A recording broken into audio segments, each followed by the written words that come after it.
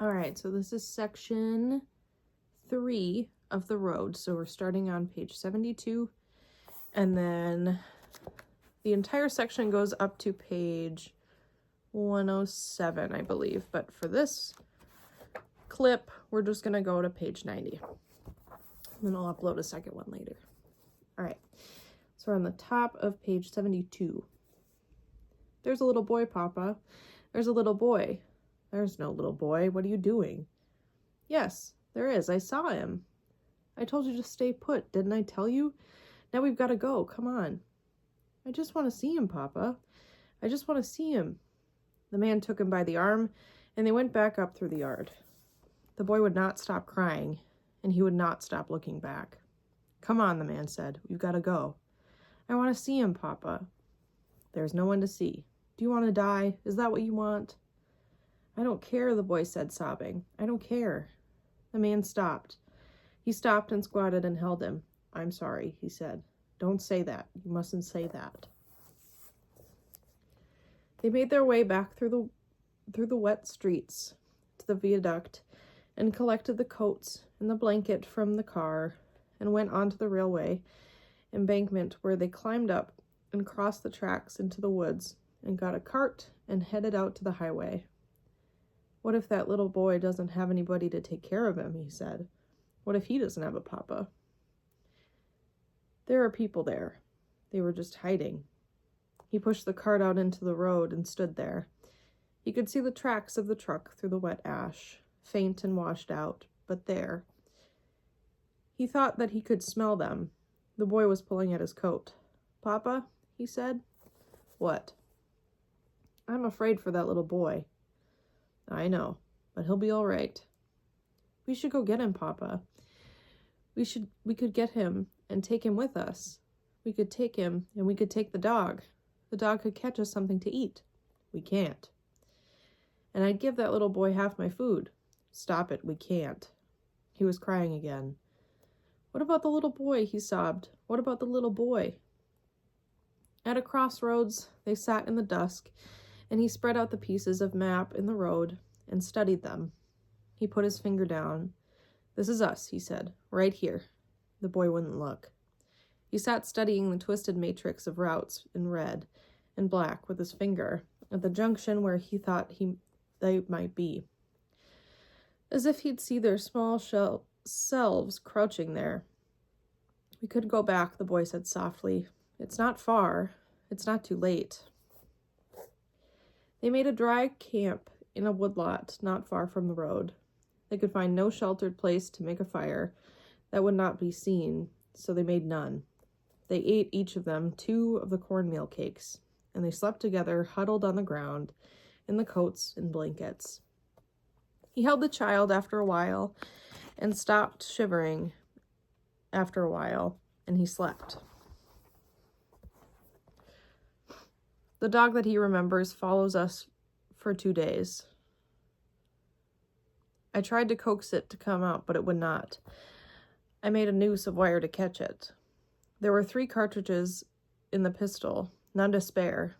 She walked away down the road.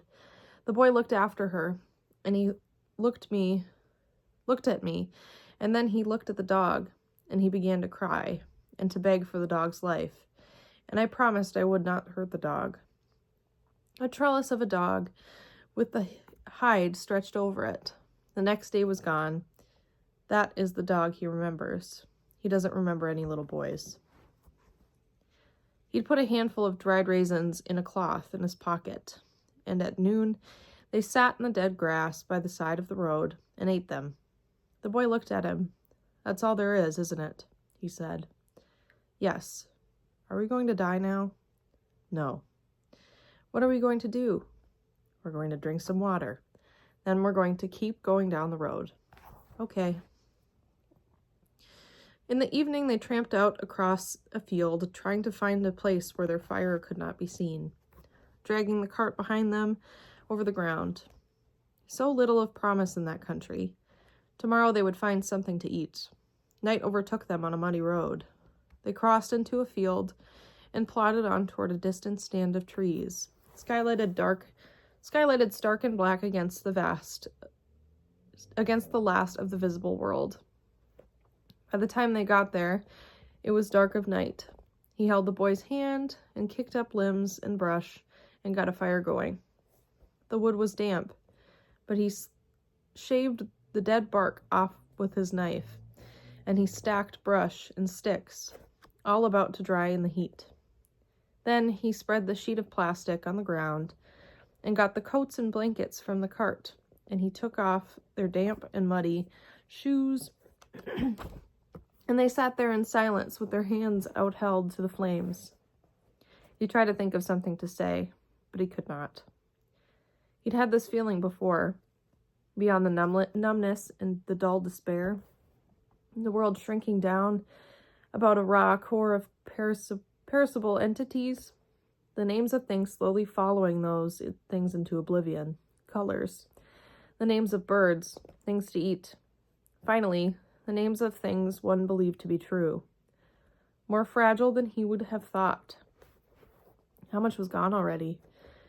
The sacred idiom shorn of its reverence, and so of its reality, drawing down like something trying to preserve heat, in time to wink out forever. They slept through the night in their exhaustion, and in the morning the fire was dead and black on the ground. He pulled on his muddy shoes and went to gather wood, blowing on his cupped hands. So cold. It could be November. It could be later. He got a fire going and walked out to the edge of the woodlot and stood looking over the countryside, the dead fields, a barn in the distance. All right, we're on page 76. They hiked out along the dirt road and along a hill where a house had once stood. It had burned long ago. The rusted shape of a furnace standing in the black water of the cellar. Streets of charred metal roofing crumpled in the fields where the wind had blown it. In the barn they scavenged a few handfuls of some grain he did not recognize out of the dusty floor of a metal hopper and stood eating it, dust and all. Then they set out across the fields toward the road. They followed a stone wall past the remains of an orchard. The trees in their ordered rows, gnarled and black, and the fallen limbs thick on the ground. He stopped and looked across the fields, wind in the east, the soft ash moving in the furrows, stopping, moving again. He'd seen it all before, shapes of dried blood in the stubble grass, and gray coils of viscera where the slain had been field-dressed and hauled away. The wall beyond held a frieze of human heads, all faced alike, dried and caved with their taut grins and sunken eyes. They wore gold rings in their leather ears, and in the wind their sparse and ratty hair twisted about on their skulls. The teeth in their sockets like dental molds, the crude tattoos etched in some home-brewed woad faded in the beggared sunlight. Spiders, swords, targets, a dragon, runic slogans, creeds misspelled, old scars with old motifs stitched along their borders. The heads not truncheoned, shapeless, had been flayed of their skins, and the raw skulls painted and signed across the forehead in a scrawl, and one white bone skull had the plate sutures etched carefully in ink, like a blueprint for assembly. He looked back at the boy, standing by the cart in the wind. He looked at the dry grass where it moved, and at the dark and twisted trees in their rows. A few shreds of clothing blown against the wall, everything gray and ash. He walked along the wall, passing the masks in a last review, and through a stile and out to where the boy was waiting. He put his arm around his shoulder. "Okay," he said, "let's go." He'd come to see a message in each such late history. A message and a warning. And so this tableau of a slain and the devoured did prove to be. He woke in the morning and turned over in the blanket and looked down the road, through the trees, the way they'd come in time to see the marchers appear for abreast. dressed in clothing of every description, all wearing red scarves at their necks. Red or orange, as close to red as they could find. He put his hand on the boy's head. "Shh," he said. "What is it, Papa?" "People on the road. Keep your face down. Don't look." No smoke from the dead fire. Nothing to be seen of the cart. He wallowed into the ground and lay watching across his forearm. An army in tennis shoes, tramping, carrying 3-foot lengths of pipe with leather wrappings, lanyards at the wrist. Some of the pipes were threaded through with lengths of chain, fitted at their ends with every manner of bludgeon. They clanked past, marching with a swaying gait, like wind-up toys. Bearded, their breath smoking through their masks. "Shh," he said. "Shh." The flanks following carried spears or lances, tasseled with ribbons, the long blades hammered out of the truck springs in some crude forge-up country. The boy lay with his face in his arms, terrified. They passed 200 feet away, the ground shuddering lightly. Tramping. Behind them came wagons drawn by slaves in harness and piled with goods, and goods of war. After that, the women, perhaps a dozen in number, some of them pregnant, and lastly a supplementary consort of Canaanites, ill-clothed against the cold, and fitted in dog collars, and yoked each to each. All passed on. They lay listening. "Are they gone, Papa?" "Yes, they're gone." "Did you see them?" "Yes." "Were they the bad guys?" "Yes, they were the bad guys." "There's a lot of them, those bad guys." "Yes, they are, but they're gone." They stood and brushed themselves off, listening to the silence in the distance. "Where are they going, Papa?" "I don't know. They're on the move. It's not a good sign." "Why isn't it a good sign?" "It just isn't. We need to get the map and take a look." They pulled the cart from the brush with which they'd covered it, and he raised it up and piled blankets in the coats. And they pushed on out to the road and stood looking where the last of that ragged horde seemed to hang like an afterimage in the disturbed air. Okay, we're on the top of page 79. In the afternoon, it started to snow again. They stood watching the pale gray flakes sift down onto the sullen murk. They trudged on, a frail slush forming over the dark surface of the road. The boy kept falling behind, and he stopped and waited for him. "Stay with me," he said. "You walk too fast." "I'll go slower." They went on. "You're not talking again." "I'm talking." "You want to stop?" "I always want to stop." "We have to be more careful." "I have to be more careful." "I know. We'll stop, okay?" "Okay." "We just have to find a place." "Okay." The falling snow curtained around them. There was no way to see anything at either side of the road. He was coughing again, and the boy was shivering, the two of them side by side under the sheet of plastic, pushing the grocery cart through the snow. Finally, he stopped. The boy was shaking uncontrollably. "We have to stop," he said. "It's really cold." "I know. Where are we?" "Where are we?" "Yes. I don't know." "If we are going to die, would you tell me?" "I don't know. We're not going to die." They left the cart overturned in a field of sedge, and he took the coats and the blankets wrapped in their plastic tarp, and they set out. "Hold on to my coat," he said. "Don't let go." They crossed through the sedge to a fence and climbed through, holding down the wire for each other with their hands. The wire was cold, and it creaked in the stables. It was darkening fast. They went on. What they came to was a cedar wood. The trees dead and black, but still full enough to hold snow. Beneath each one, a precious circle of dark earth and cedar duff. They settled under a tree and piled the blankets and coats on the ground, and he wrapped the boy in one of the blankets and set to raking up the dead needles in a pile. He kicked a cleared place in the snow out where the fire wouldn't set the tree alight, and he carried wood from other trees, breaking off the limbs and shaking away the snow. When he struck the lighter to the rich tinder, the fire crackled instantly, and he knew that it would not last long. He looked at the boy. "I've got to go for more wood, okay?" he said. "I'll be in the neighborhood, okay?" "Where's the neighborhood?" "It just means I won't be far." "Okay." The snow by now was half a foot on the ground. He floundered through the trees, pulling up the fallen branches where they stuck out of the snow. And by the time he had an armload and made his way back to the fire, it had burned down to a nest of quaking embers. He threw the branches on the fire and set out again. Hard to stay ahead. The woods were getting dark, and the firelight did not reach far. If he hurried, he only grew faint.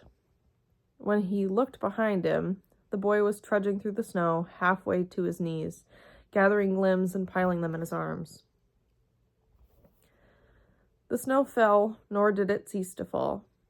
He woke all night and got up and coaxed the fire to life again. He'd unfolded the tarp and propped one end of it up beneath the tree to try and reflect back the heat of the fire. He looked at the boy's face sleeping in the orange light. The sunken cheeks streaked with black. He fought back rage. Useless. He didn't think the boy could travel much more. Even if it had stopped snowing, the road would be all but impassable. The snow whispered down in the stillness, and the sparks rose and dimmed and died in the eternal blackness. He fell asleep when he heard crashing in the woods. Then another. He sat up. The fire was down to scattered flames among the embers, or the top of 82. He listened. The long, dry crack of shearing limbs. Then another crash. He reached and shook the boy. "Wake up," he said. "We have to go." He rubbed the sleep from his eyes with the backs of his hands. "What is it?" he said. "What is it, Papa?" "Come on, we have to move." "What is it?" "It's the trees. They're falling down." The boy sat up and looked around wildly. "It's all right," the man said. "Come on. We need to hurry." He scooped up the bedding he folded it and wrapped the tarp around it. He looked up. The snow had drifted into his eyes. The fire was little more than coals, and it gave no light, and the woods was nearly gone, and the trees were falling about them in the blackness. The boy clung to him.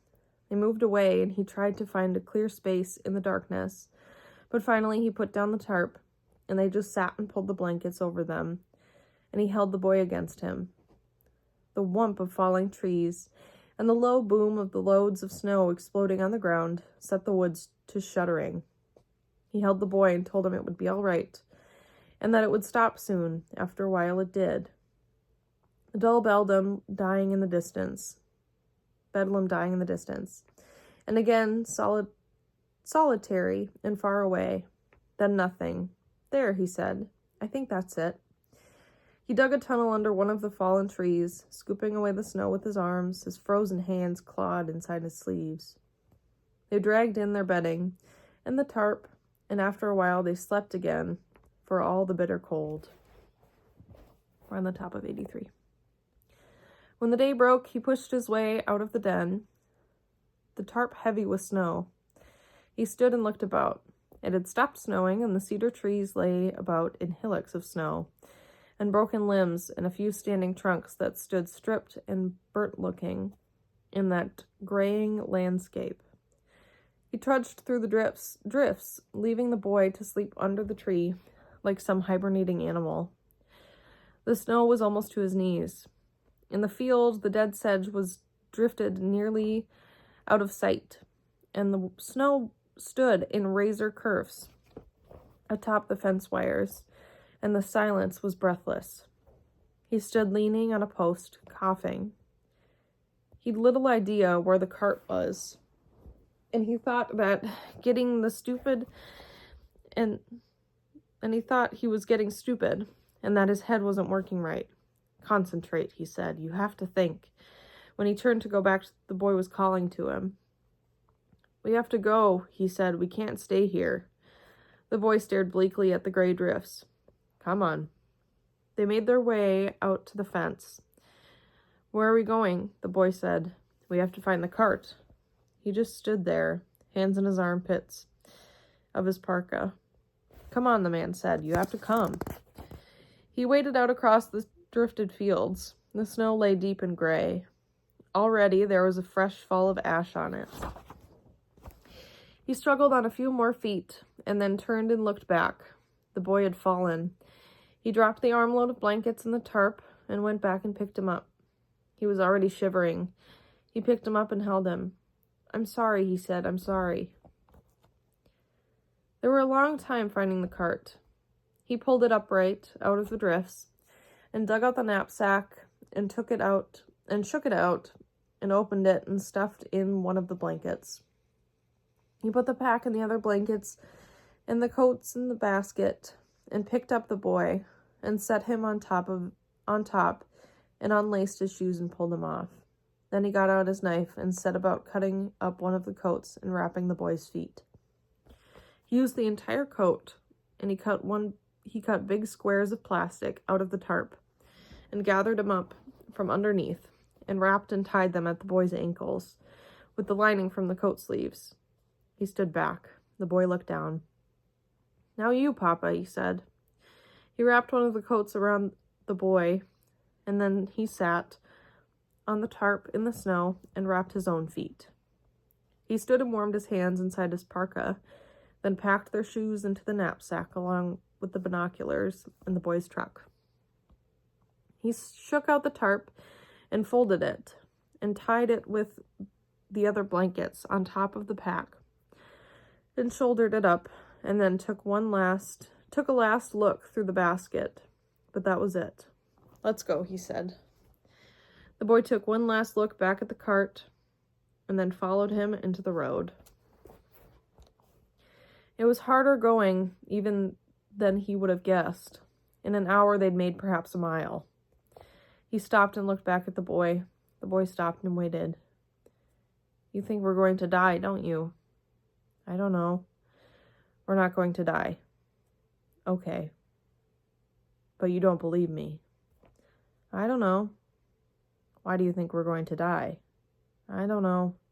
"Stop saying I don't know." "Okay." "Why do you think we're going to die?" "We don't have anything to eat." "Well, find something." "Okay." "How long do you think people can go without food?" "I don't know." "But how long do you think?" "Maybe a few days." "And then what? You fall over dead?" "Yes." "Well, you don't. It takes a long time. We have water. That's the most important thing. You don't last very long without water."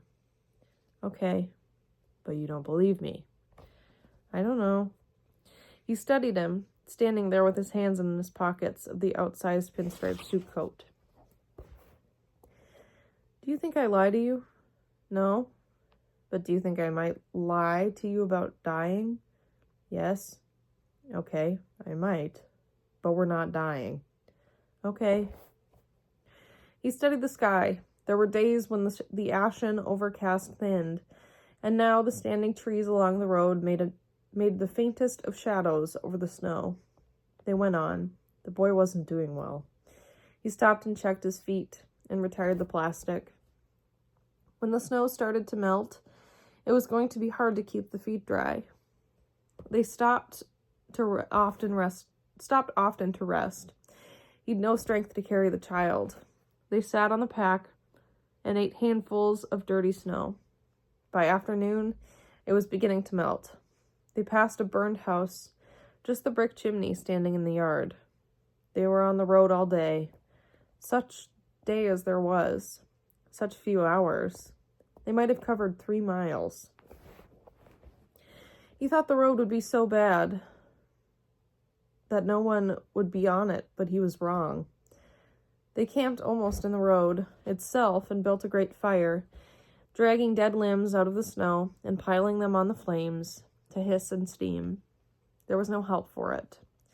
The few blankets they had would not keep them warm. He tried to stay awake. He would jerk upright out of his sleep and slap about him for looking for the pistol. The boy was so thin. He watched him while he slept. Taut face and hollow eyes, a strange beauty. He got up and dragged more wood onto the fire. They walked out to the road and stood. There were tracks in the snow, a wagon, some sort of wheeled vehicle, something with rubber tires by the narrow tread marks, boot prints between the wheels. Someone had passed in the dark, going south, in the early dawn at the latest, running the road in the night. He stood thinking about that. He walked the tracks carefully. They'd passed within 15 feet of the fire and had not even slowed to look. He stood looking back up the road. The boy watched him. "We need to get out of the road." "Why, Papa?" "Someone's coming." "Is it bad guys?" "Yes, I'm afraid so." "They could be good guys, couldn't they?" He didn't answer. He looked at the sky out of old habit, but there was nothing to see. "What are we going to do, Papa?" "Let's go." "Can we go back to the fire?" "No, come on. We probably don't have much time." "I'm really hungry." "I know." "What are we going to do?" "We have to hold up. Get off the road." "Will they see our tracks?" "Yes." "What can we do about it?" "I don't know." "Will they know what we are?" "What?" "If they see the tracks, will they know what we are?" He looked back at their great round tracks in the snow. "They'll figure it out," he said. Then he stopped. "We need to think about this. Let's go back to the fire." He'd thought to find some place on the road where the snow had melted off completely, but then he thought that since their tracks would not appear on the far side, it would be no help. They kicked the snow over the fire and went on through the trees and circled and came back. They hurried, leaving a maze of tracks, and then they set out back north through the woods, keeping the road in view. The site they picked was simply the highest ground they came to, and it gave views north along the road and overlooked their back track. They spread the tarp in the wet snow and wrapped the boy in blankets. "You're going to be cold," he said, "but maybe we won't be here long." Within the hour, 2 men came down the road, almost at a lope. When they had passed, he stood up to watch them. And when he did, they stopped, and one of them looked back. He froze. He was wrapped in one of the gray blankets, and he would have been hard to see, but not impossible. But he thought probably they had smelled the smoke. They stood talking. Then they went on. He sat down. "It's okay," he said. "We just have to wait, but I think it's okay." They'd had no food and little sleep in 5 days. In this condition, on the outskirts of a small town, they came upon a once grand house sited on a rise above the road.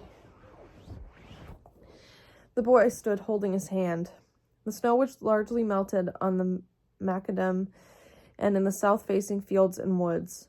They stood there. The plastic bags over their feet had long since worn through, and their feet were wet and cold. The house was tall and stately, with white Doric columns across the front, a porte cochere on the side, a gravel drive that curved up through a field of dead grass. The windows were oddly intact. "What is this place, Papa?" "Shh. Let's just stand here and listen." There was nothing. The wind rustling the dead roadside bracken, a distant creaking door or shutter. "I think we should take a look." "Papa, let's not go up there." "It's okay. I don't think we should go up there." "It's okay. We have to take a look." They approached slowly up the drive. No tracks in the random patches of melting snow. A tall hedge of dead privet. An ancient bird's nest lodged in the dark wicker of it. They stood in the yard studying the facade. The handmade brick of the house kilned Out of the dirt it stood on, the peeling paint hanging in long, dry sleevings down the columns and from the buckled soffits. A lamp that hung from a long chain overhead. The boy clung to him as they climbed the steps. One of the windows was slightly open, and a cord ran from it across the porch to vanish in the grass. He held the boy's hand, and they crossed the porch. Chattel slaves had once trod those boards bearing food and drink on silver trays. They went to the window and looked in. What if someone's there, Papa? There's no one here. We should go, Papa. We've got to find something to eat. We have no choice. We should find something somewhere else. It's going to be all right. Come on. All right, so we left off halfway down on page 90.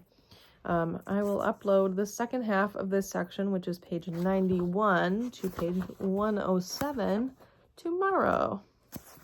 All right. Thank you. Bye.